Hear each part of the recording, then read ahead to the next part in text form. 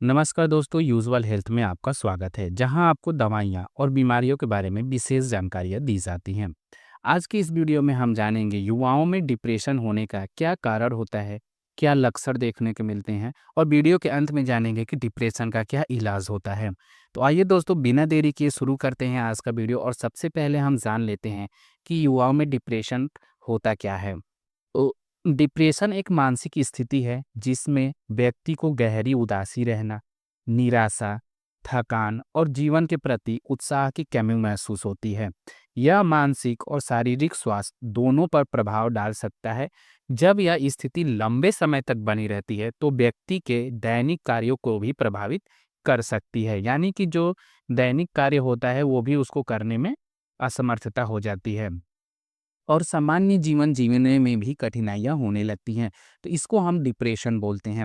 आइए दोस्तों, अब सबसे पहले अब हम जान लेते हैं कि डिप्रेशन के क्या-क्या कारण होते हैं। तो डिप्रेशन के जो कारण होते हैं उसमें जो कारण है उसमें आपको पारिवारिक समस्याएँ होना, घर में कलह या परिवार में तनाव होना, स्कूल कॉलेज में अच्छे अंक लाने का दबाव, परीक्षा की चिंता, करियर की चिंता आदि, आत्मसम्मान की कमी होना, शारीरिक या मानसिक उत्पीड़न होना, स्कूल कॉलेज में बदमाशी, बंगलिंग, शारीरिक या मानसिक उत्पीड़न और किसी के द्वारा शोषण का शिकार होना, बदलते हार्मोन्स का लेवल्स, यानी कि जो किशोरावस्था में हार्मोनल लेवल्स जो होते हैं वो चेंज होते हैं जिसके कारण मानसिक स्वास्थ्य पर भी प्रभाव पड़ता है।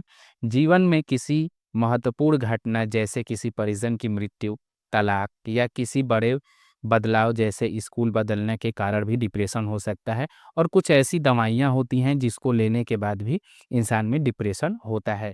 तो ये जो सारे कारण होते हैं, इन सभी कारणों के कारण क्या होता है कि जो युवाएँ होते हैं उनमें ज़्यादा डिप्रेशन देखने को मिलते हैं। इसमें जो सबसे महत्वपूर्ण कारण होता है उसमें जैसे कि किसी परिजन की मृत्यु होना, तलाक होना या आजकल लड़कों में बहुत ही ज़्यादा ब्रेकअप की समस्या आ रही हैं, तो इससे जो क्या होते हैं लड़के बहुत ज़्यादा डिप्रेशन में चले जाते हैं। स्कूल कॉलेज में नंबर लाना होता है, बहुत ज़्यादा किसी से वो हो गया है, तो इसके कारण भी युवाओं में बहुत ही ज़्यादा डिप्रेशन देखने को मिलते हैं। अब दोस्तों जान लेते हैं कि डिप्रेशन में क्या लक्षण देखने को मिलते हैं।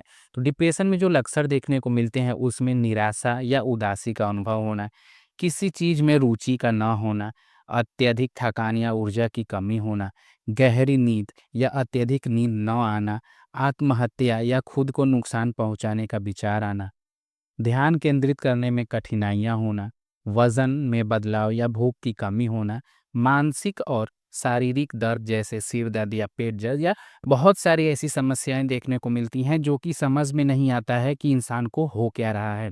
तो ये जो मैंने यहाँ पे आपको बताए ये कुछ प्रमुख लक्षण होते हैं जो कि डिप्रेशन में देखने को मिलते हैं।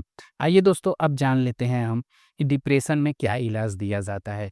दोस्तों डिप्रेशन में जो होता है वो कुछ दवाइयाँ भी दी जाती हैं, उसके अलावा जो क्या होता है, जो सबसे ज़्यादा असरदार होता है, वो पेशेंट को काउंसलिंग करना होता है। यहाँ हम आपको 2 थेरेपी के बारे में बताएँगे। पहला जो थेरेपी होता है, वो कंजेनाइटिव बिहेवियर थेरेपी, जिसको सीबीटी कहते हैं। यह थेरेपी डिप्रेशन को कम करने में सहायता होती है, जिससे व्यक्ति को अपने नकारात्मक विचारों में बदलाव के लिए प्रशिक्षित किया जाता है। दूसरा जो इसका थेरेपी होता है, वो सामाजिक व्यवहारात्मक थेरेपी होता है जिसको हम इंटरपर्सनल थेरेपी बोलते हैं। यह थेरेपी युवाओं के पारिवारिक और सामाजिक संबंधों में सुधार में मदद करती है। तो जो व्यक्ति डिप्रेशन के शिकार होते हैं उसमें यह 2 थेरेपी दी जाती हैं, उसको अच्छे से काउंसलिंग किया जाता है और डिप्रेशन वाले पेशेंट को ये कहा जाता है कि उसको जहाँ अच्छा लगे अपने दोस्तों के साथ या किसी पार्टी फंक्शन में ज़्यादा से ज़्यादा एन्जॉय करे, अकेला बिल्कुल भी ना रहें और कुछ ना कुछ काम करते रहें जिससे उसका मूड क्या होता है डाइवर्ट होता है, जिसकी वजह से क्या होगा कि पेशेंट में डिप्रेशन की कमी होगी और उसको डिप्रेशन से बाहर निकलने में बहुत ही ज़्यादा मदद मिलती है।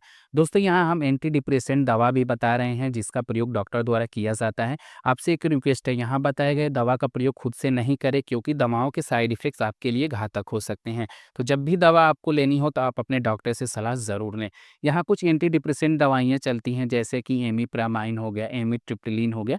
तो ये जो दवाइयाँ होती हैं ये आपको डिप्रेशन में दी जाती हैं। इसके अलावा भी कुछ दवाइयाँ होती हैं जैसे एसएसआरआई हो गया, तो ये सारी दवाइयाँ देकर पेशेंट के डिप्रेशन को कंट्रोल में लिया जाता है। दोस्तों वीडियो आपको अच्छी लगी हो तो वीडियो को लाइक करें, चैनल को सब्सक्राइब करें। मिलते हैं दोस्तों नए टॉपिक के साथ नए वीडियो में, तब तक के लिए धन्यवाद।